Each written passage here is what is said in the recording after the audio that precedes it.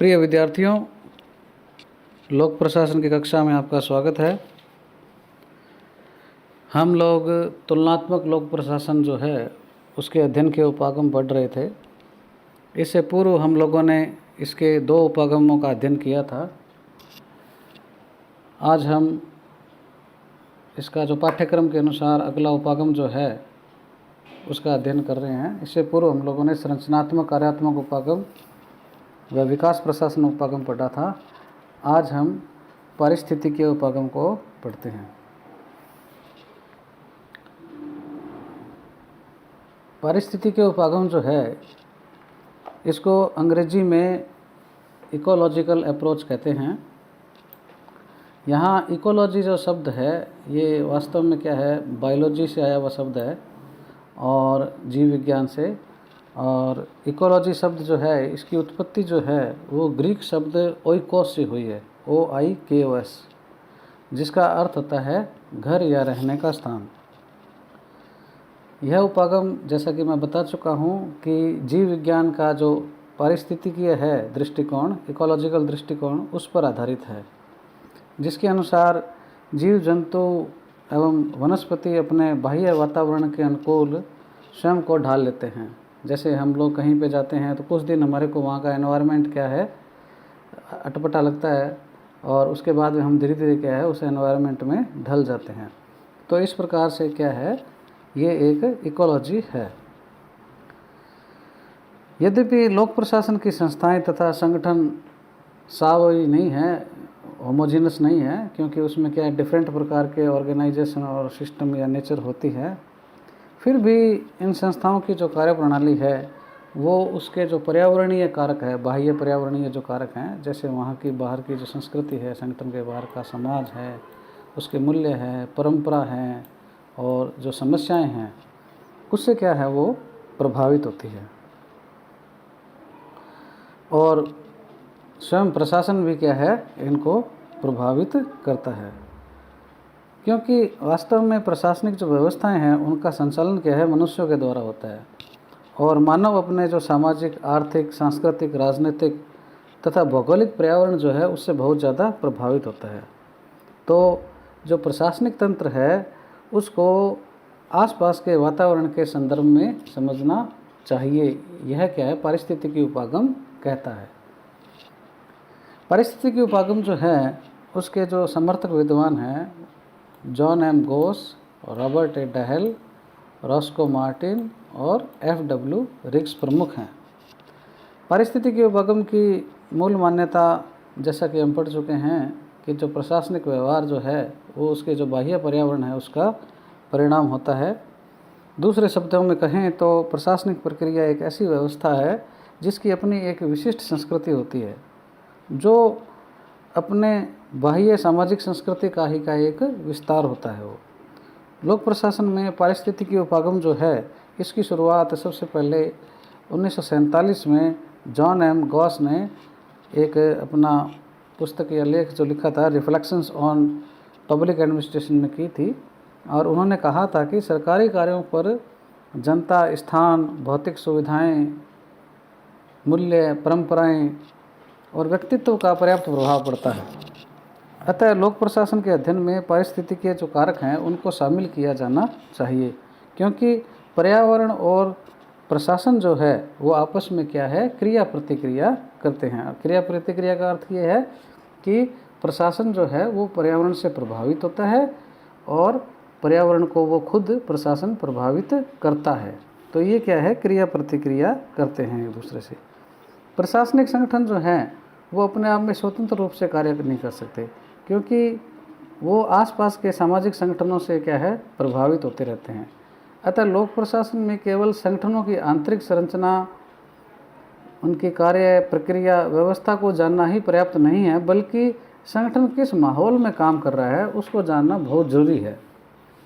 इसी कड़ी में हम रॉबर्ट डहेल जो हैं वो कहते हैं कि एक स्थान पर लोक प्रशासन के अध्ययन में यदि कुछ निष्कर्ष प्राप्त हों तो उनका दूसरे स्थान पर स्थित जो प्रशासनिक संस्थाएं हैं उस पर परीक्षण करके कुछ सिद्धांत विकसित किए जा सकते हैं। प्रत्येक स्थान पर परिस्थिति की एक समान नहीं होती। अतः प्रशासनिक सिद्धांतों को भली भांति परीक्षण तुलनात्मक दृष्टिकोण से दूसरे जो पर्यावरण में है उसके आधार पर किया जाता है, और उससे ही क्या है, लोक प्रशासन में क्या है, सामान्यकृत नियम क्या है, बनाए जा सकते हैं। अतः प्रशासन का जो ऐतिहासिक, सामाजिक, आर्थिक, राजनीतिक तो जो सांस्कृतिक संदर्भ है उसके मामले में क्या है, उसको देखा जाना चाहिए। रिग्स कहते हैं कि जिन समाजों में आदिम काल या आधुनिक दोनों प्रकार के संगठन की विशेषताएं मिलती है, वहाँ अध्ययन की जो प्रणालियां हैं वो क्या है, उपयोगी सिद्ध नहीं हो सकती, क्योंकि मानव तथा प्रशासन की एक विशिष्ट सामाजिक व्यवस्था होती है। रिग्स ने विकास प्रशासन के संदर्भ में संकर सांस्कृतिक जो अध्ययन हैं उनको महत्व दिया था। नौकरशाही में भी क्या है, सामाजिक संगठन है वो एक, अतः उसका पारिस्थितिकी अध्ययन होना चाहिए। अब हम पारिस्थितिकी के जो दृष्टिकोण है उसकी विशेषताओं के बारे में देखते हैं। पारिस्थितिकी के जो उपागम हैं उसकी विशेषताओं को हम निम्न बिंदुओं की सहायता से समझ सकते हैं। लोक प्रशासन जो है वो शून्य में निवास नहीं करता है। शून्य में निवास का मतलब ये है कि उसके चारों ओर क्या है, और भी लोग रहते हैं, उसके चारों ओर एक पर्यावरण जो होता है वो उसके रूप अलग अलग हो सकते हैं, सामाजिक, आर्थिक, राजनीतिक, सांस्कृतिक, ऐतिहासिक। तो वो शून्य में निवास नहीं करता, उसका वो क्या है कि मानव समाज का अंग है, और जो ये चारों ओर का वातावरण जो है वो क्या है, उससे क्या है वो प्रभावित होता है और उसको क्या है प्रभावित करता भी है।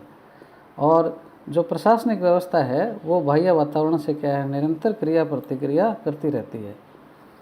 प्रशासनिक व्यवहार जो है, जैसा कि हम पढ़ चुके हैं कि वो जो संगठन के जो बाह्य पर्यावरण है और जो विभिन्न कारक है उससे क्या है मिला जुला परिणाम होता है, और संगठन की जो आंतरिक प्रशासनिक कार्य संस्कृति है उस देश या समाज के मूल्य जो परंपराएं हैं उससे क्या है वो प्रभावित होती है।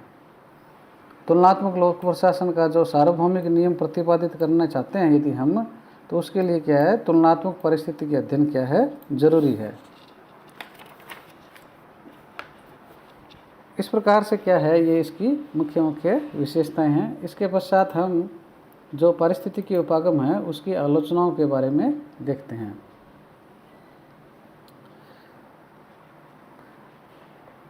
पहली आलोचना ये की जाती है कि प्रत्येक शोधकर्ता जो होता है वो सामाजिक, सांस्कृतिक, ऐतिहासिक मूल्यों को अपनी दृष्टि से देखता है, क्योंकि देखो हर एक व्यक्ति जो है उसका एक दृष्टिकोण होता है, और उसका जो दृष्टिकोण है वो जिस माहौल परिवेश में उसका विकास हुआ है उसका उस पर प्रभाव रहता है। तो दूसरे देश की सांस्कृतिक विरासत को समझना एक जटिल कार्य है। भारतीय जाति की अवधारणा को प्रशासन के साथ समझना सरल कार्य नहीं है। इसका एक ये उदाहरण है।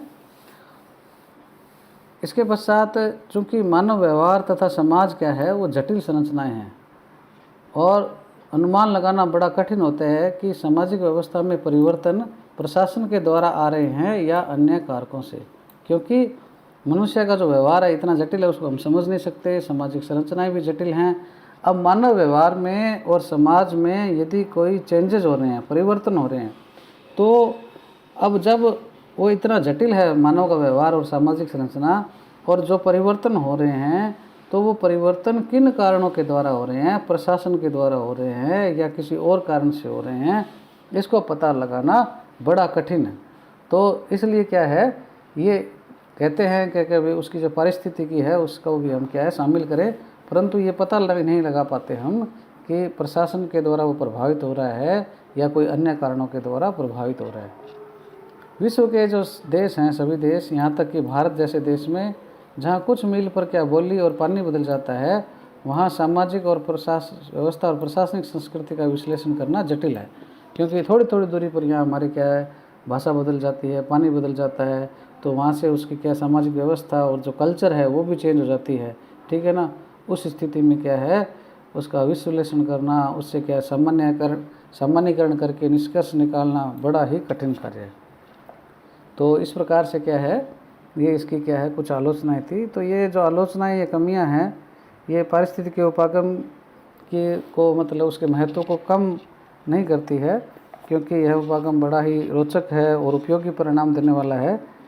और इस प्रकार से क्या हम लोगों ने आज ये पारिस्थितिक उपागम के बारे में पढ़ा। और यदि आपको इसमें किसी भी प्रकार की शंका हो तो आप मुझसे क्या है व्हाट्सएप के माध्यम से जानकारी ले सकते हैं।